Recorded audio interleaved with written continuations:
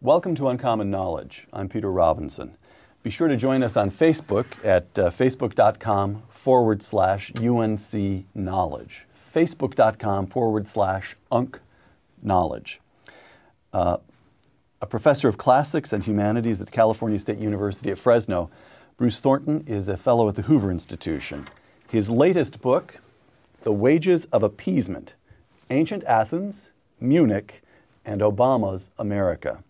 Bruce, welcome to Uncommon Knowledge. Thanks, Peter. Quick opening question. Let me quote to you from your book, from The Wages of Appeasement. Uh-oh. Quote, "Appeasement is an eternal temptation for all peoples." Why? Well, because human nature is constant. I think the really conservative assumption of this book, which I derive from Thucydides, is that whatever external progress that people might make in technology, there still remains a certain core human nature that can be counted on to generate consistent behaviors over time. Of course, there's always differences looking over such a span. But, for example, fear, one of Thucydides' causes of conflict, is an obvious constant in human nature. And so you can use historical examples if you account for the obvious differences. All right. And see how illuminating they might be for your own predicament. All right. Segment 1 then, appeasing King Philip. Philip II of Macedon, we now get into the time machine and travel back to the 4th century BC. Philip II of Macedonia, in what we would today think of as northern Greece, and in the 4th century BC is feudal, backwards, barbaric, by comparison with the city-states further south, Athens, Sparta, the other city-states. And Philip, the backward feudal king, conquers these developed city-states all the same. How come? Well, the city-states of ancient Greece are constitutional governments. That's their great invention. That's their gift to us, is the idea of a constitutional government. But they have drawbacks. Particularly the radical democracy of Athens has drawbacks. One of the major ones, and then this is consistent all the way to our time, is that each city-state had a hard time combining with other city-states to meet a common threat. The Persian Invasions of 480, they did manage to do that, but we forget that there were a lot of city-states that didn't join the coalition.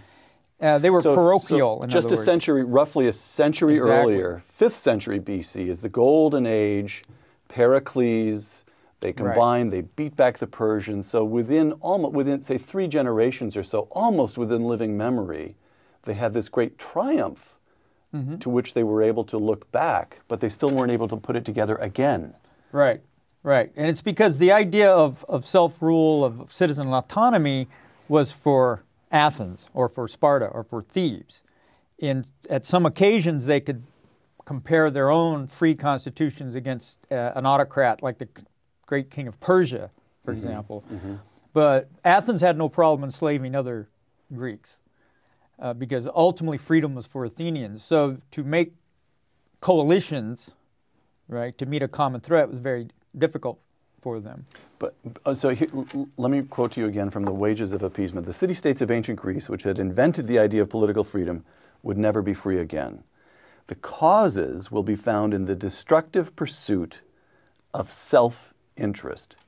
But there's a paradox there, I think, because really, correctly calculated, self-interest would have led them to coalesce, to unite against Philip. So it was, in a certain sense, it wasn't the destructive pursuit of self-interest, it was the destructive pursuit of a miscalculated... Well, I call it short-term interest. Short-term.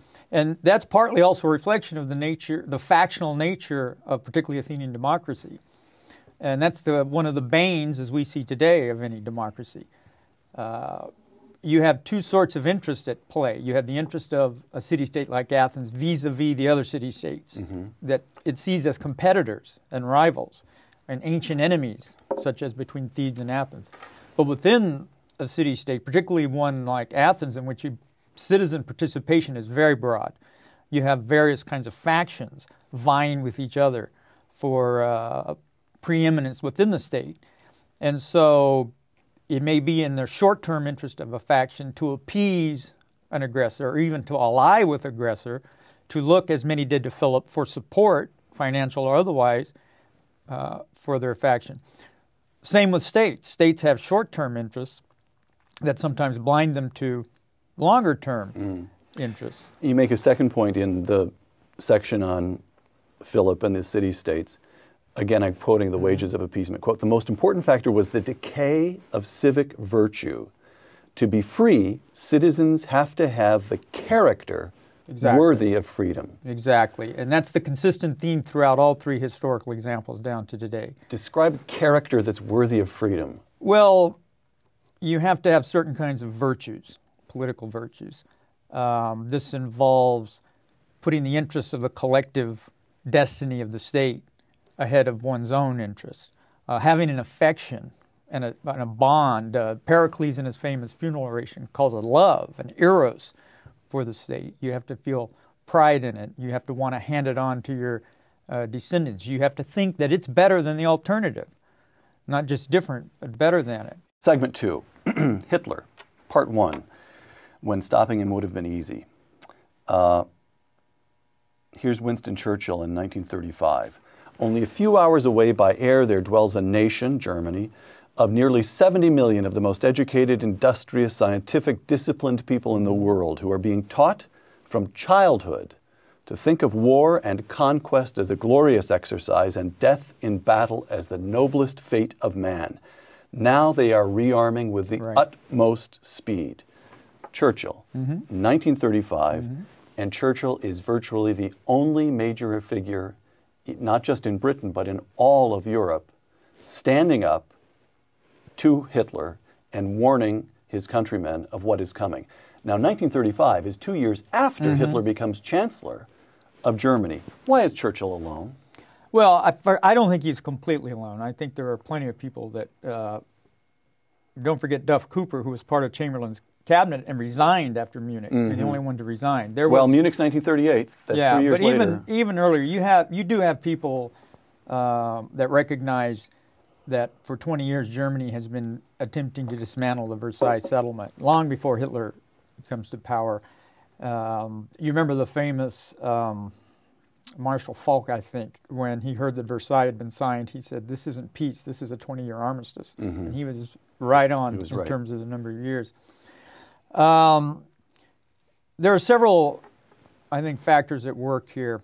Again, we go back to Thucydides when he says that states go to war because of fear or because of interest or because of honor.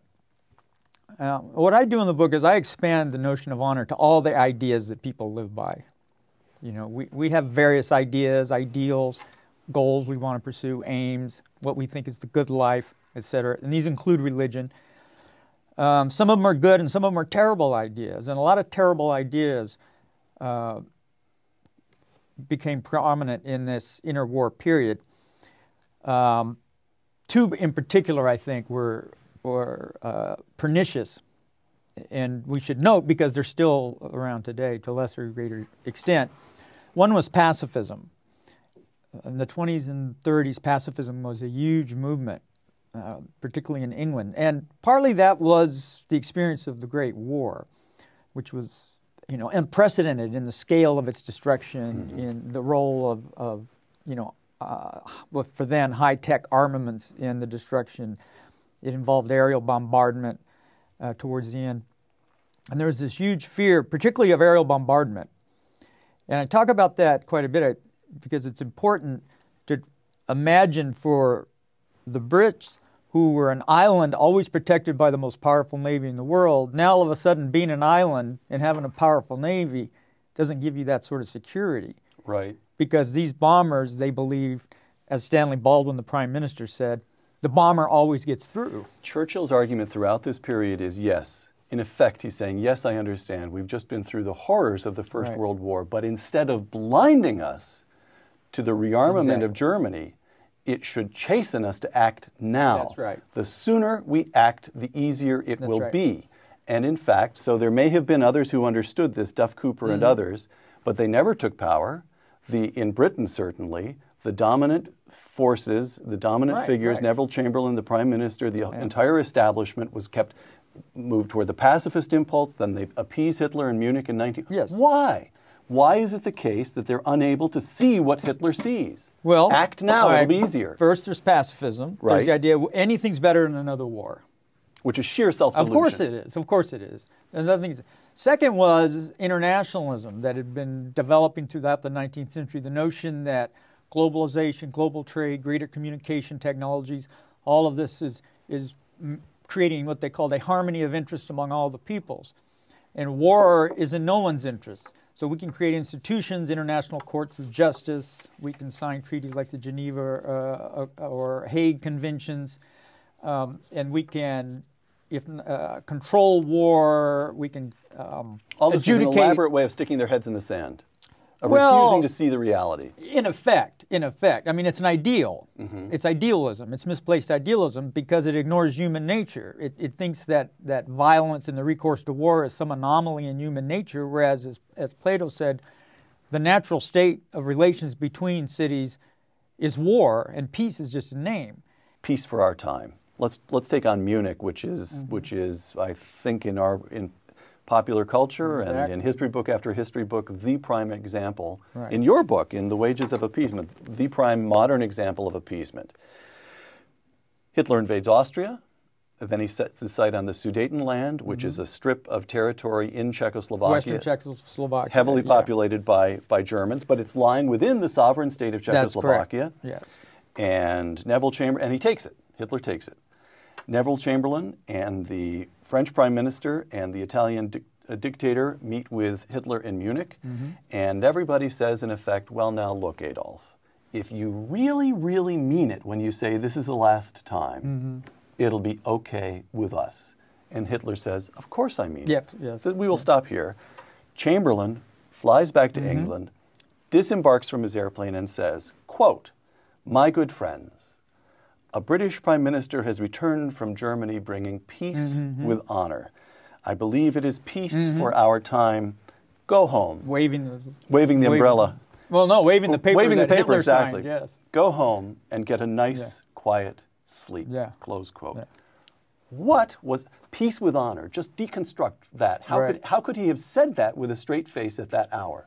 Well, one thing we have to remember when we focus in on Neville Chamberlain, Chamberlain was an absolute international hero at that moment, in those weeks after Munich. In the eyes of Franklin Roosevelt, who sent him a telegram saying, "Good man," in the eyes of the British people, who believed they were going to go to war, who believed that German bombers were going to start bombing their cities. And remember, it wasn't just bombs, it was incendiary bombs, it was poison gas. They had gas mask issues, they were digging trenches, they were sandbagging, they were on the brink.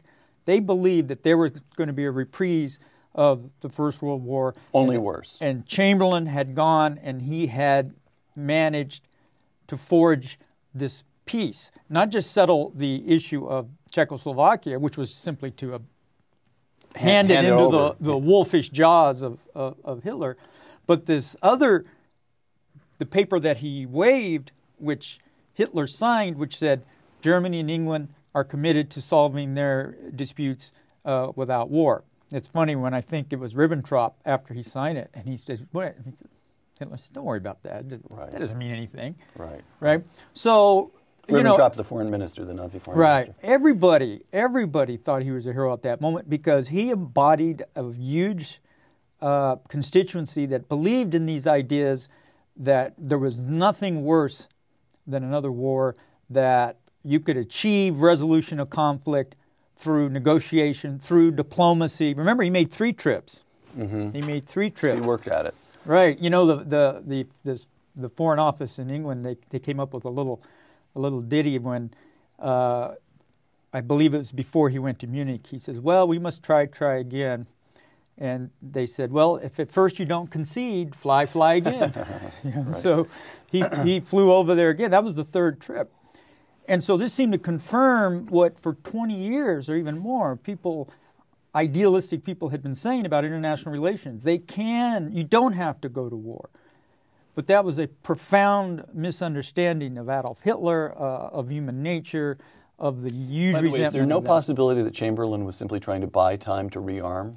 Well, later that's an argument that's made. Do you buy it? That Britain, I don't think so, the no. British understood they were weak, and Chamberlain was simply, you don't buy it. Yeah, All and right. here's why. And Churchill makes this point. And by the way, The Gathering Storm is a terrific.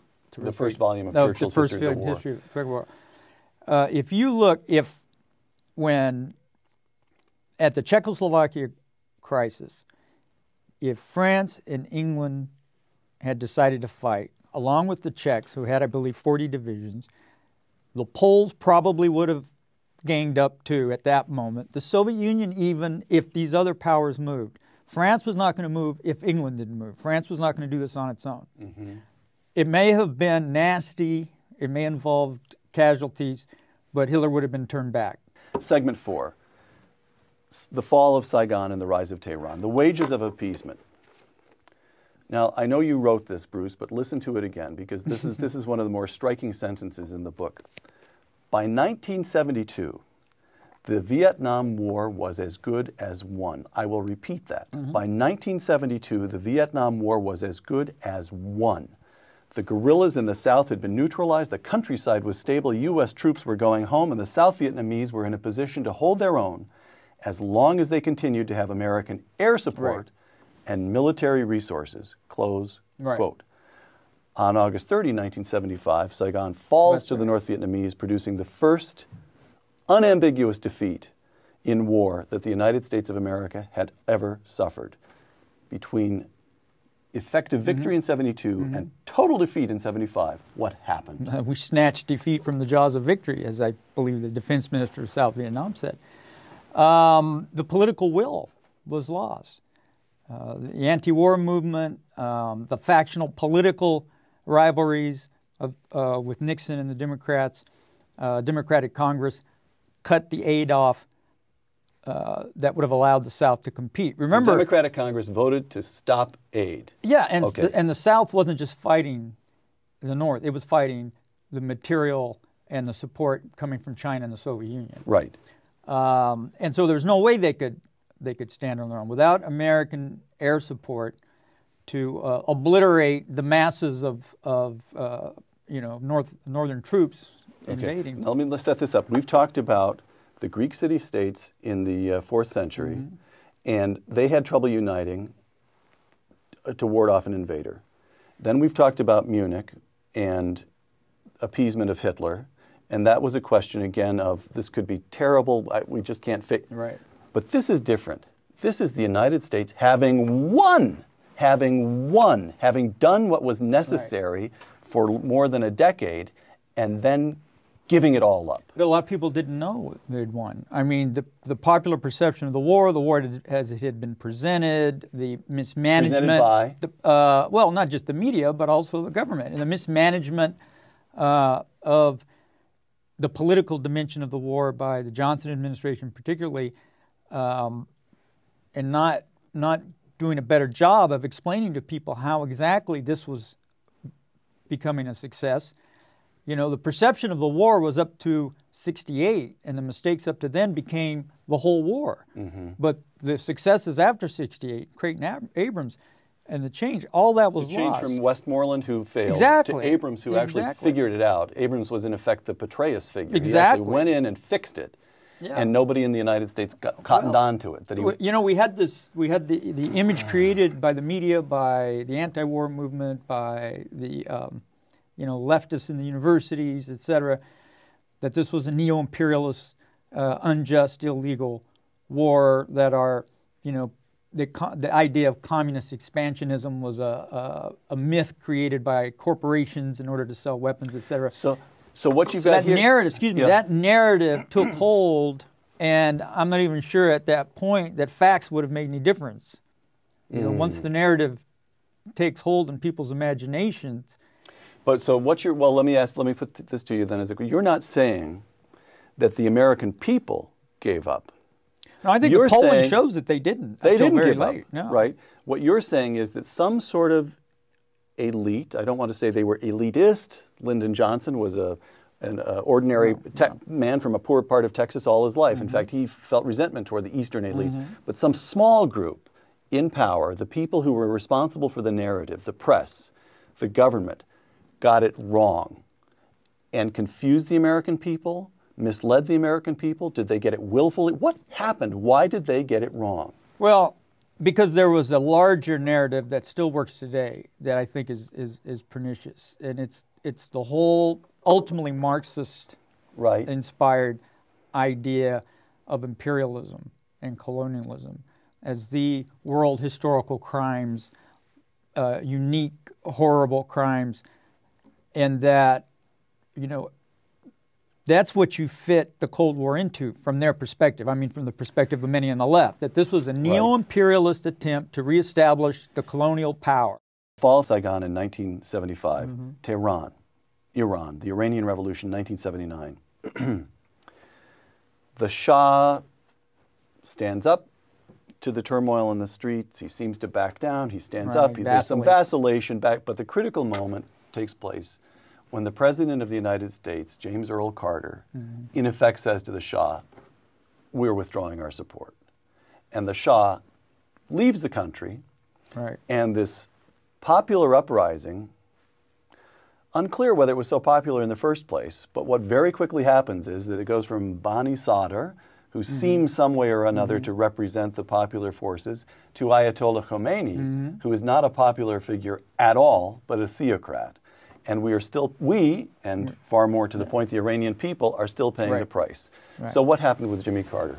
Again, it wasn't just Carter. It was many in the State Department and the foreign policy establishment.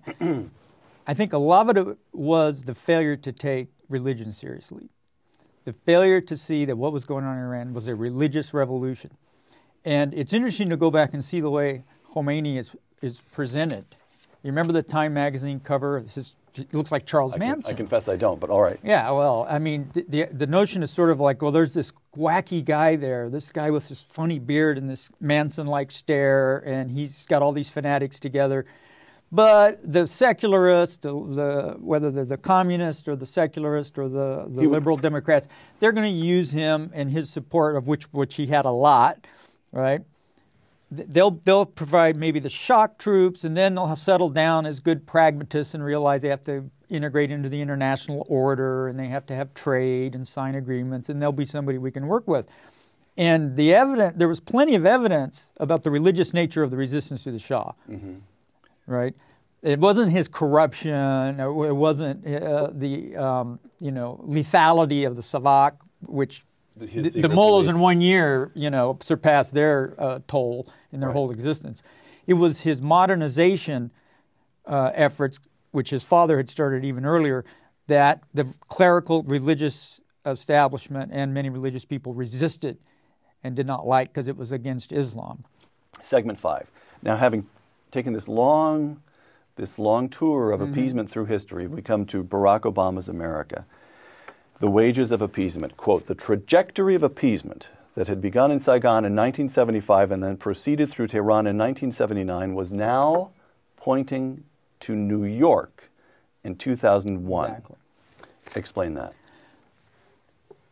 The perception changed of the Vietnam War. And this is something that people have to understand about a great power.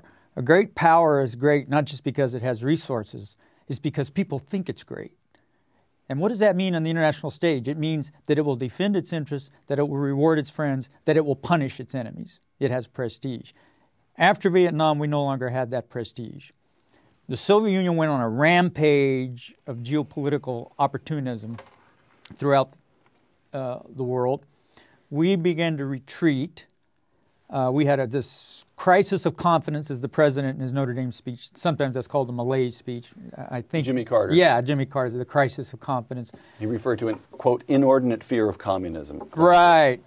And we were guilty. We were neo-imperialists. We were battling the Okay, but between all of that and 2001, you get Ronald Reagan and George H.W. Bush. You get 12 years of more or less conservative presidents who are spending a lot on defense, standing up to the Soviet Union. To the Soviet Union. Wrapping up the Cold War. Yes. Yes. reestablishing the Yes. American economic growth, and Yes. with it, American prestige, right? Right, except when it came to Iran and it came to Iran's assaults and the Marine barracks bombing in 83. 83 in Lebanon. That, I mean, if there's one thing, and I know you're a Ronald Reagan guy, but that was the biggest mistake that was made, is not to punish. That was Iran. That was Hezbollah, or what would become Hezbollah, trained, financed by the Iranians. Iran declared war on us. Khomeini declared war on the United States in 1979, and they have been at war with us ever since. And that was the assault on our troops that went unpunished. And if you go and you look at the writings of Zawahiri and bin Laden, and they're exhorting their trainees, they come back to these over and over again. They ran from Saigon, they ran from Beirut, they ran from Mogadishu, right? Black Hawk Down story. Right. They will always run because they're spiritually corrupt, and all of their power and their wealth and their military power, that doesn't mean anything because they don't have any beliefs, any spiritual beliefs. That's their perception. And and we can say, well, that perception's incorrect. George H.W. Bush didn't run away from Iraq when they... No, that's what. See, that's what was. Let me confess. I don't care that there weren't any WMDs. Okay. I'm talking about George H.W. Bush, the first. Oh, yeah. Because I'm just trying to get you to get us up to 2001. Yeah. Okay. All right. So 2001. Yeah. Despite wrapping up the Cold War, standing up to the Soviet Union, despite driving Saddam Hussein out of Kuwait. Right. The terrorists still look at us and say, with regard to us, with regard to the terrorists, the United States is still weak. That's the argument. Exactly. Yeah. So they feel emboldened. Sure. We get the terrorist attack of 9/11. And listen, they beat in their worldview, and what we have to do is think about in their worldview, they beat the Soviets too in Afghanistan. Right. They used our Stinger missiles, of course, and material, but still. What it's sold they as, were the ones who did the fighting. So big deal, you stood up to the Soviet Union, right? Look at us, a little ragtag band of mujahideen, in Afghanistan. We took them on and we beat them too. So the next step now is the second world hegemon that interferes with Islam's destiny, which is the United States. The wages of appeasement. Quote, President Obama believes in the UN Security Council and the Human Rights Council, and treaties like the NPT, Nuclear Non-Proliferation Treaty, and START, the Strategic Arms Reduction Treaty, in the IAEA, International Atomic Energy Agency, in multilateral cooperation. But the regimes with which he wishes to engage do not. No. Explain. No. Look, a weak tyrant or illiberal regime or whatever you want to call it, of course, they will participate in all these international sorts of institutions because they can become an instrument for the weak in their relationships with the strong. They will tell the world, when they know the world is listening, what they think the world wants to hear, that they believe in, this sort of diplomacy, and they believe in sitting down and having. I mean, who was the great genius of that? Yasser Arafat. He would tell us everything we wanted to hear, all of our roadmaps, all of our conferences, while at the same time in Arabic to his people, he's talking about jihad, from the river to the sea. You've got to give Barack Obama high marks for prosecuting the war in Afghanistan, though. Oh, no question. No question. Okay. I'm astonished. What I'm astonished by, since you brought that up, is how his base on the left have swallowed that. Because, on the one hand, we're going to try Khalid Sheikh Mohammed in New York, but President Obama is judge, jury, and executioner in Afghanistan when he has a predator go in and blast a compound, and we don't know who's in that compound. Okay, but Barack Obama takes office, and he says he's going to shut down Guantanamo. He hasn't shut down Guantanamo. They're going to try all the bad guys, that's not going to happen. And that's not going to happen. Yeah. So you have to say, one, Barack Obama has prosecuted the war in Afghanistan, and he's done what General Petraeus has advised him to do. Two, he's backed off some of the crazier things that he intended, shutting down Guantanamo. I mean, you could say he's grown in office. Three, although he's talked a certain talk about international cooperation and so forth, these international agencies that you mentioned, when it comes right down to it, his actions haven't been that bad. No, but what he does with the right hand, he undoes with the left. Again, in the realm of perception, which is important, the speech in Cairo, which was a disastrous, groveling speech, as well as being woefully historically inaccurate. This failure to, recognize the roots of jihadist terror in traditional Islam, the courtship, and let's face it, he's not the only one that did this. The Bush administration is guilty of some of the same things, of the Muslim people thinking that, well, gee, if we tell them how much we admire their wonderful religion, they'll start to like us. I mean, those sorts of things have compromised the effectiveness. But the worst thing is, in terms of Afghanistan and Iraq, is saying there's an end date here. Final question, Bruce, and this brings us back again to your subtitle, Wages of Appeasement, Ancient Athens, Munich, and Obama's America. If you could give one or two sentences of advice to Barack Hussein Obama, who will, after all, remain president for 2 more years and maybe for 6, what would you say? Listen to what the Islamists say and believe that they mean what they say, and that it is a spiritual good to them, and spiritual goods cannot be traded for material goods. You cannot bribe them. And I would have told the same thing to George Bush. You're not going to bribe them. It's not going to be political freedom, the right to vote, more cable channels, more apps for your iPhones. These are people who inhabit a spiritual world of ultimate goods, of a relationship with their God, of responsibilities and obligations.